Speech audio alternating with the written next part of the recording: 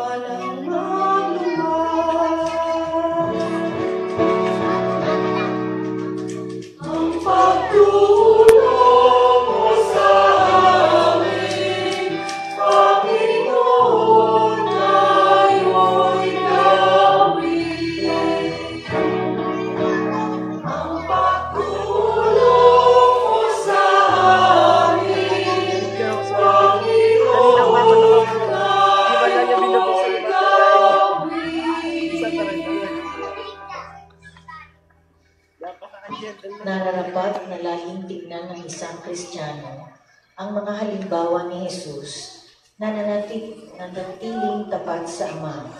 Sa ganitong pag-alala, ang kaligayahang nakalaan sa atin ay dapat na magsilbing inspirasyon upang isulong natin ang pagkibaka sa mga hirap sa buhay.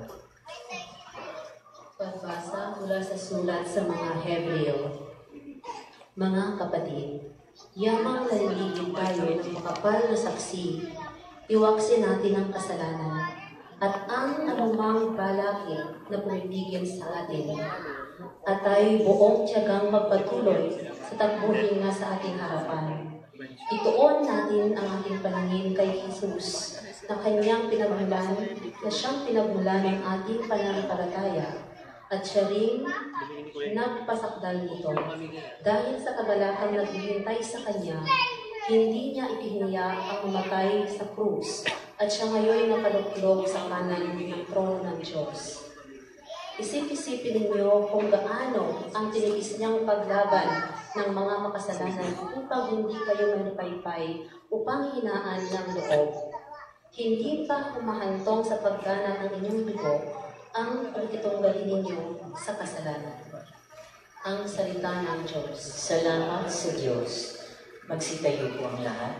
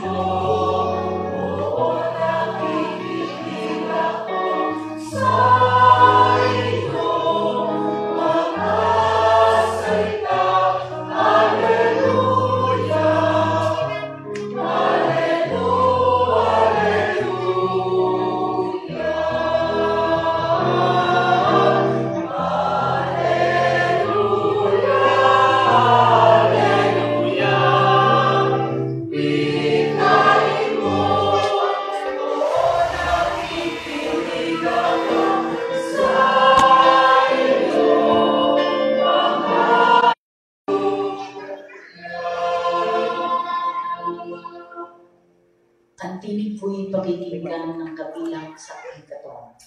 Ako'y kanyang susundan. Alleluia, Alleluia.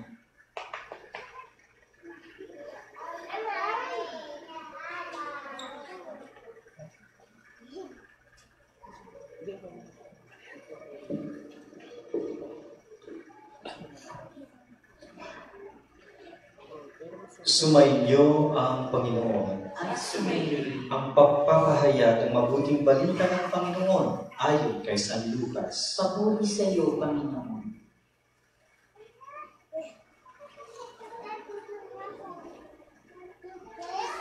Noong panahon iyon, sinabi ni Jesus sa kanyang mga alagad, "Naparito ako upang magdala ng apoy sa lupa at sana'y napaningas na ito.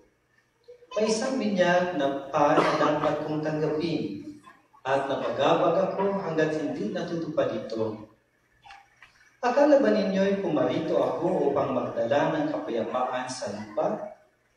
Sinasabi ko sa inyo, hindi kapayapaan, kundi pagkakabahagi. Mula ngayon, ang 5 katao sa isang sambayanan ay magbabahagi. 3 laban sa 2, at 2 laban sa 3. Maglaban-laban ang ama at ang anak na lalaki, at ang ina at ang anak na babae, at gayon din ang biyenang babae at manugang na babae.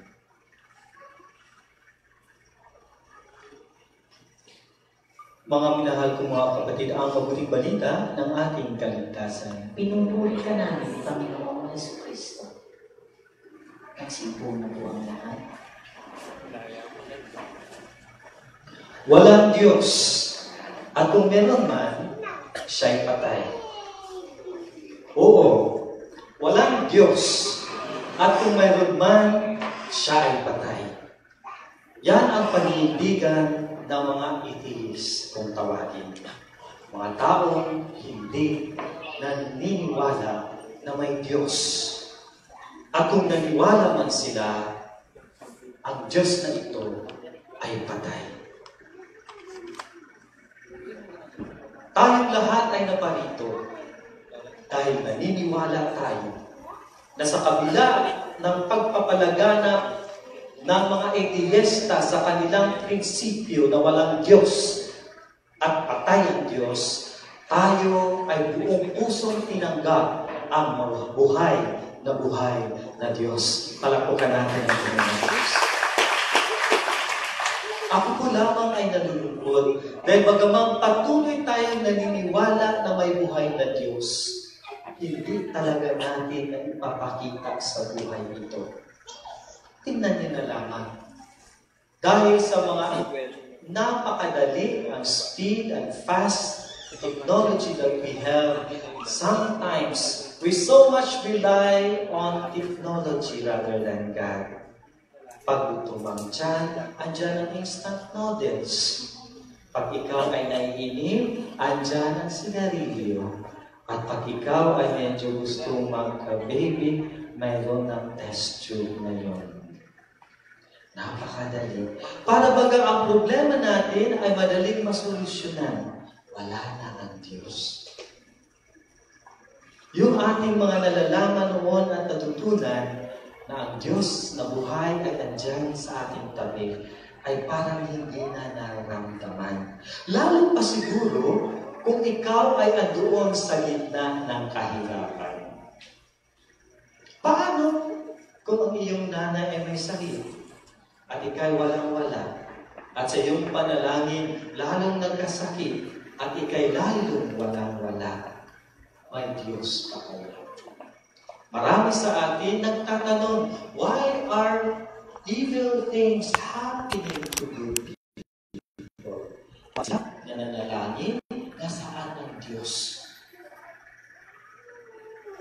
Makikita ninyo, naglalakad ako, nakiang-kiang. Masakit ang paa kasi kung sa may rayuma, may gout pa. Natatanong kaya natin, nasaan ang Diyos? Pero sa taong nananampalataya sa Diyos na buhay, kagaya sa Ebanghelyo, ang mensahe ng isang Diyos na buhay ay mensaheng nagpawatak-watak minsan sa tao. Kaya ngayon, mga relihiyon ang nagsisumputan. Hindi mo na alam kung ka pupunta. Hindi mo na alam kung sino ba talaga ang dapat mong puntahan at pakinggan. Dahil sila lahat ay may Diyos na dala-dala. Pero sino nga ba ang may dala ng Diyos? Walang iba kung hindi si Kristo Jesus. Si Jesus lamang ang nagkasi ng kanyang Diyos, ang Diyos Ama, dahil siya mismo ang anak ng Diyos at siya ay totoong Diyos at ating pinanampalatayan na Diyos na totoo at tayo din naman na totoo.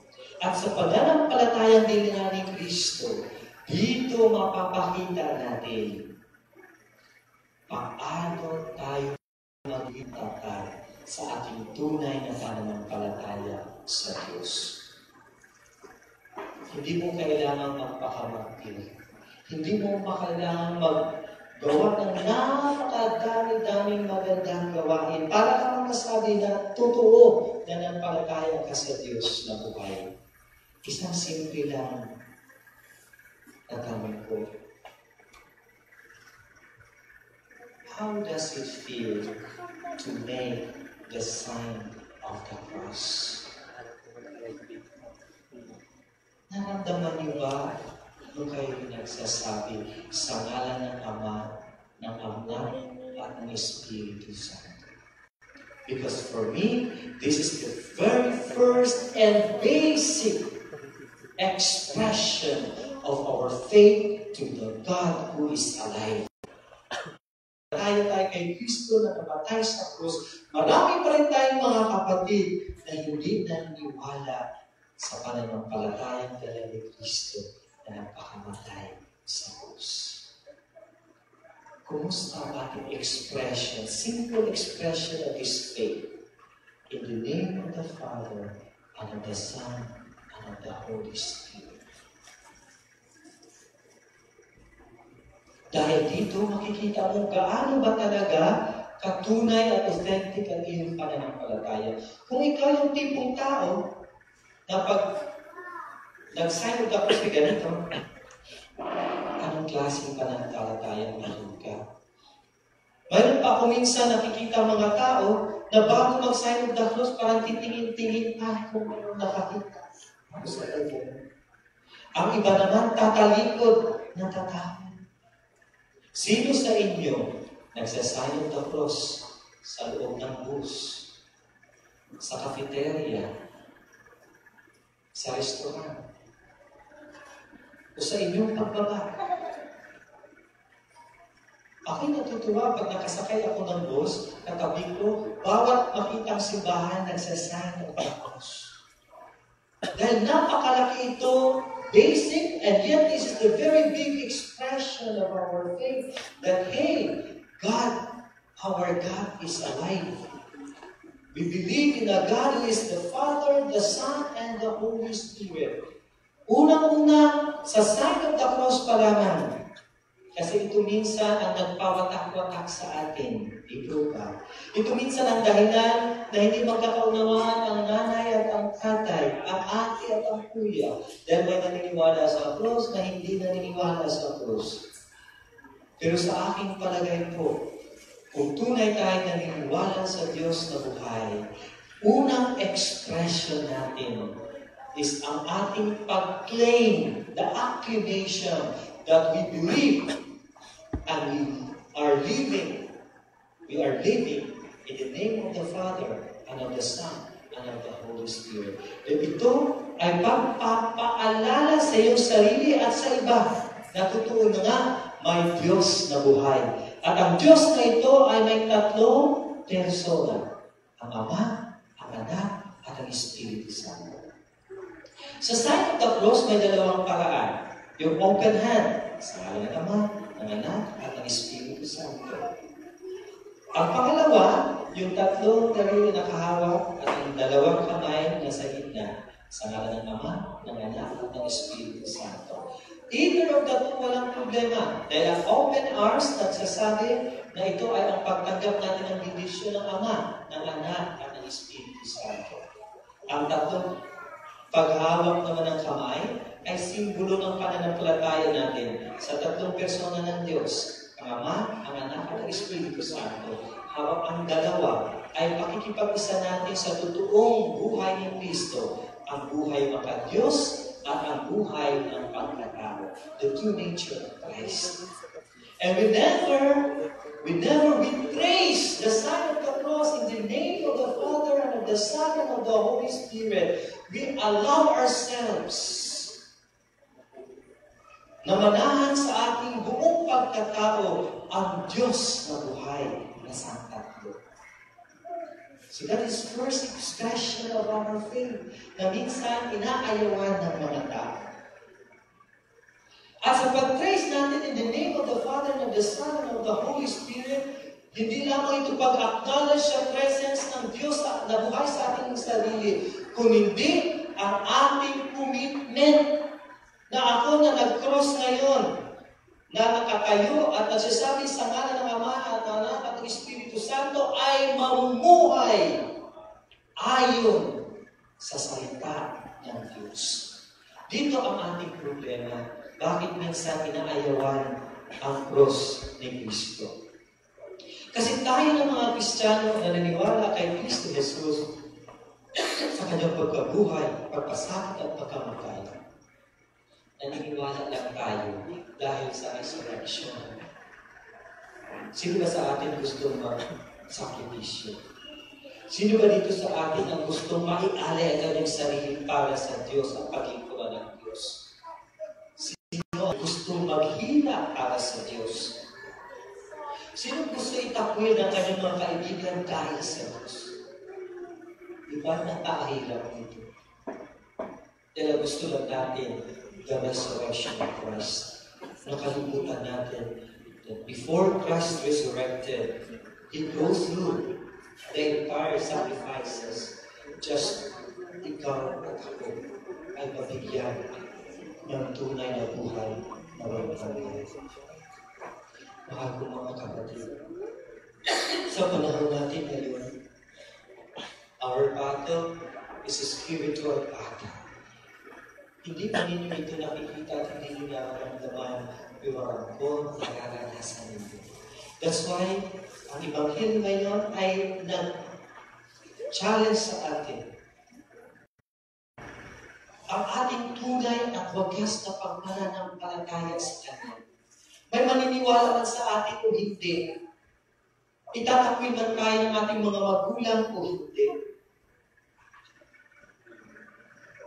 Kung napanoodin niyo yung movie, may movie ako napanood, God is not dead. Ang movie na yun, napakaganda panoorin niyo. Na kung saan, itong si Josh, isang estudyanteng Kristiyano, ay kailangan niya kunin ang philosophy class para siya ay makapagpatuloy sa kanyang dream to really have that wonderful course. Kailangan kunin niya as elective subject ito. Pag bumagsak siya, tapos ang kanyang pangarap na mag-graduate sa course na iyon. Nung siya pumasok, kasama niya ngayon ang professor. Si Professor, Professor Rafael Ata, so Rafael Ata. Alam niyo ba, siya ang atheist. At sabi niya kaagad sa kanyang mga estudyante, gusto niyo bang pumasa sa subject na ito? Dahil kung gusto niyo pumasa, isa lang ang pwede niyo gawin. Bibigyan ko kayo ngayon ng mga papel. At sa papel na yan, isulat ninyo, God is dead. Sa kayo, and therefore tapos ang inyong mga minimiti sa buhay. Sa lahat ng mga estudyante na doon, si Josh lamang ang sumulat, God is not dead. At nung nabasa ito ng profesor, galit na galit siya, pinatayo si Josh at sinabi niya, sigurado ka ba sa sinulat mo ito? Hindi mo ba alam na dahil dito, mawala ang iyong kinabukasan? Hindi mo ba alam na dahil sa sinulat mong ito, pabagsak ka sa klase ko? Napakaganda ng simpleng sabi niya. Sabi niya, Professor, talagang gusto ko at aking dream ang aking mag-graduate sa kurso nito. But I can never say, God is dead. Papakan natin ang mga kapatid, in one way or the other, ang ating kaaway at demonyo, hinihimok tayo, nilalayo tayo sa katotohanan na ang Diyos ay buhay. Sa araw na ito, hinihingan tayo ng Diyos na inyong katatagan upang ipadama, ipakita ang inyong pananampalataya sa buhay ng Diyos. Ito man ay maghimok sa lahat sasama sa iyo, umaaring ikaw na lang mag-isa tatayo sa katotohanan may Diyos na buhay. For what life would be kung wala na naman ang Diyos? Sa ating buhay bilang Pilipino, may nagtaya ang kanyang sariling buhay. Si San Lorenzo Ruiz de Manila, sa kanyang martyrdom, na kung saan siya ay paulit-ulit sinabihan, hindi ka namin papatayin, itakwil mo lang ang Diyos mo. Ulit-ulit niyang sinabi, even if I'm given 100,000 lives, I'm still willing to die 1,000 death for Christ. Kaya niyo ba yun? Siguro masasabi niyo, oo, dahil madaling sabihin. Pero ang simple, kaya niyo kaya mula sa araw na ito, ipangalandakan sa buong mundo at puno ng pride. Ano Tagalog sa pride? Hindi ano niya lang, yung magandang pride, yung puno ng pagmamalaki na I live in the name of the Father and of the Son. Because I believe in the God who is alive, who is a triune God, a God that is preached and shown to me by Jesus Christ Himself, who is Himself God and man, who died for me on the cross. And if you do so, may I invite you now to stand and say, in the name of the Father, and of the Son, and of the Holy Spirit, Amen. Palapakan natin ang Diyos. Sumasampalataya ako sa Diyos na makapangyarihan sa lahat, na may gawa ng langit at lupa. Sumasampalataya ako kay Yesu Kristo, iisang anak ng Diyos, Panginoon natin lahat. Nagkatawang tao siya lalang ng Espiritu Santo. Ipinanganak ni Santa Maria Virgen. Pinagpakasakit ni Poncio Pilato. Ipinako sa krus ng matay ng ibig. Nanawag sa kinaroroonan ng mga yumaman. Nang may 3 araw na buhay ng ibig, umakyat sa langit na luklok sa kanan ng Diyos ng mga kapangyarihan sa lahat. Doon nagmumulang parilito at tumulong sa nangabubuhay at nangamatay na tao. Sumasampalataya naman ako sa Diyos Espiritu Santo, sa banal na simbahan katolika, sa kasamahan ng mga banal, sa kapatawaran ng mga kasalanan, sa pagkabuhay ng muli ng nangamatay na tao, at sa buhay na walang hanggan. Amen. Dala ng inspirasyon ng mga naunang nagpatutuo sa kanilang pananampalataya. Tinanangin tayo sa amang nawain na huwag tayong panghinaan ng loob na mabuhay bilang mga tapat na nagkasunod ni Kristo. Aking dalangin, Panginoon, idulog mo sa amin ang karunungan at lakas. Panginoon, itulog mo sa amin ang karunungan at lakas. Naway magsuko ang Diyos. Nawa ang Santo Papa Francisco, mga obispo, pari at diakono ay maging sandigan ng pananampalataya at magsilbing mabubuting halimbawa sa gitna ng paghihirap at pagpapalaya ng kasalukuyang mundo. Manalangin tayo. Panginoon, itulog mo Sa amin ang karunungan at lakas. Naway magsuko ang Diyos ng mga propeta sa simbahan upang tawagin ang kanyang sambayanan mula sa pagpapabaya, mapanglaw na pananampalataya at buhay na puno ng maling pangako. Manalangin tayo. Panginoon, itulog mo sa amin ang karunungan at lakas. Nawa ang mga sumusunod kay Kristo sa pamamagitan ng pagpapari, buhay relihiyoso at misyonero ay sumunod sa kanilang mga tawag kahit na sila'y inaalipusta at hindi naiintindihan. Manalangin tayo. Panginoon, itulog mo sa amin ang karunungan at lakas. Nawa ang mga nasa katungkulan at nagsisilbi sa lipunan ay umiwas sa nepotismo, pagtanggap ng mga suhol at pamumulitika, paglingkuran nila ang sambayanan ng may dangal at pagmamalasakit bilang kanilang pagpapahayag na sila'y mga tunay na Kristiyano. Manalangin tayo. Panginoon, itulog mo sa amin ang karunungan at lakas. Naway laging manguna si Jesus sa ating katapatan sa gitna ng kapulilagan ng material na bagay. Manalangin tayo. Panginoon, itulog mo sa amin ang karunungan at lakas. Sa kibuturan ng ating puso at damdamin, idalangin natin ang ating mga sarili sa Diyos.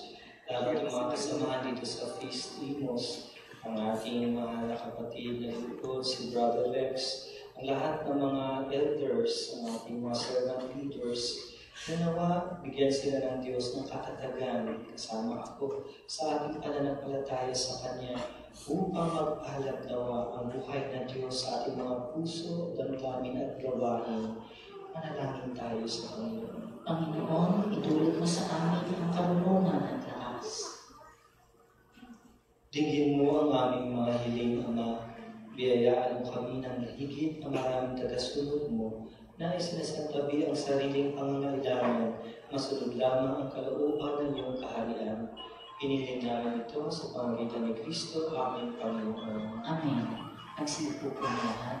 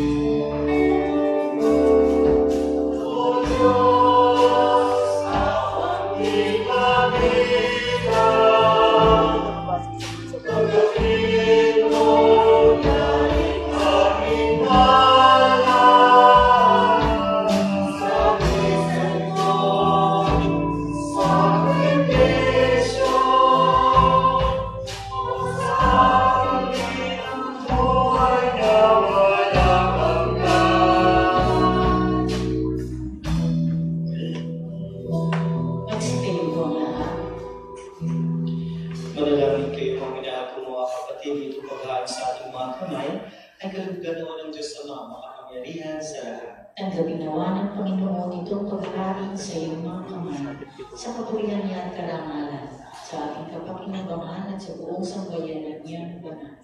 Manalangin tayo. Ama naming lumikha, tanggapin mo ang mga alay upang maganap ang pagpapalitan ng iyong kaloob at ang aming handog sa aming paghain na iyon na ring binigay para kami maging marapat na iyong panglakan sa pamagitan ni Jesucristo kasama ng Espiritu Santo magpasawalang hanggan. Amen. Sumainyo ang Panginoon. At sumayin rin, Itaas na Diyos sa inyong puso at tipan. itinaas na namin sa Panginoon. Salamatan natin ang Panginoon na ating Diyos. Marapat na siya ay pasalamatan. Ama naming makapangyarihan, tunay na marapat na ikaw ay aming pasalamatan sa pamagitan ni Jesucristo na aming Panginoon. Siya ang salitang katuwang mo at kapiling mo noong lahat ay nang umiral ay iyong likhain. Siya ay sinugo mo para kami sa higit palayain. Kaya't siya ay kinalingan ng mahal na Birhen na naging kanyang inang totoo sa kapangyarihan ng Espiritu Santo. Inako niyang sundin ang loob mo at kampihan sa bayan ng banal para sa iyo. Pinagtiisan niyang iunat sa krus ang kanyang mga kamay upang magwakas ang kamatayan at mahayag ang pagkabuhay. Kaya kaysa ng mga anghel nagsisiyawit na pagtuloy sa inyo walang hukay sa kalangitan, kami nagbubigay ng iyong kadakilaan.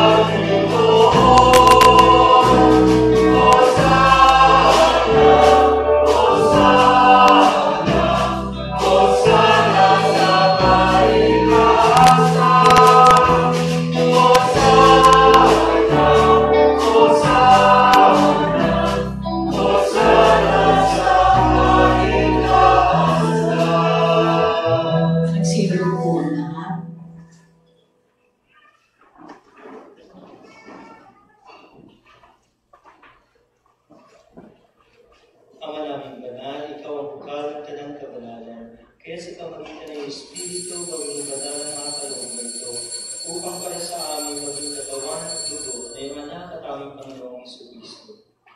Bago niya pinagtiisan ko sa loob maging handog, nawakan niya ng tinapay, kinasalamatan ka niya, pinaghati-hati iyon, inabot sa kanyang mga lagad at sinabi, tanggapin niyong lahat ito at kanin, ito ang aking katawan, na ihandog ko para sa inyo.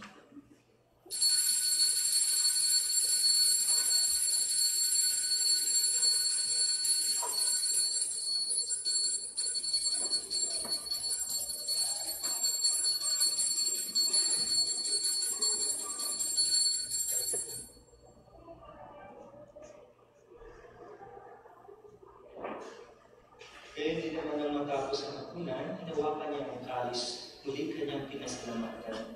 Inabot ang kalis sa kanyang mga lagat at sinabi, tanggapin ninyo lahat ito at inumin. Ito ang kalis ng aking dugo, ng bago at walang hanggang tapan. Ang dugo ay bubuhos ko para sa inyo at para sa lahat, para sa pagpapatawad ng mga kasalanan. Gawin ninyo ito sa pag-alala sa akin.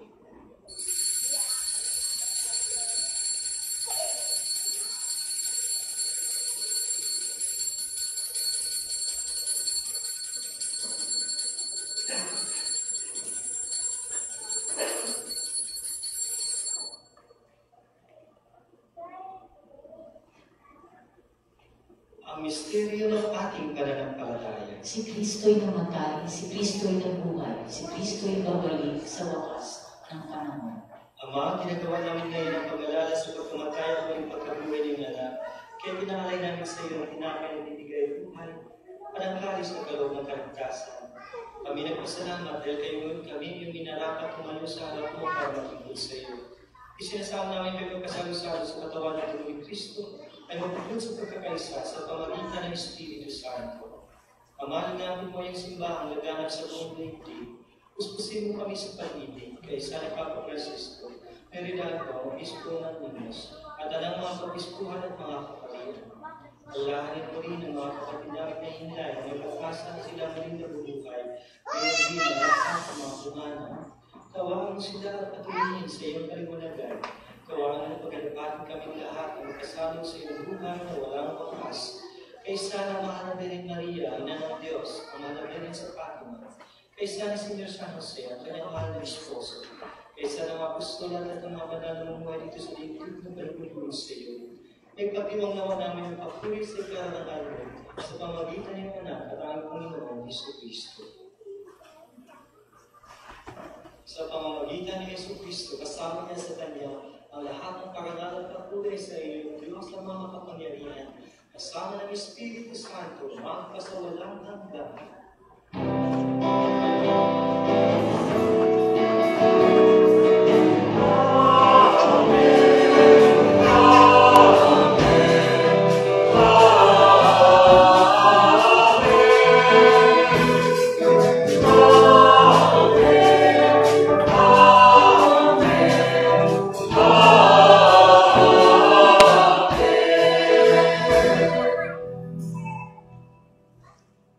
Sa tagubilin gagaling na utos natin kayo ni Jesus, hawak kami tayo ng manalangin sa panalangin ni Marias.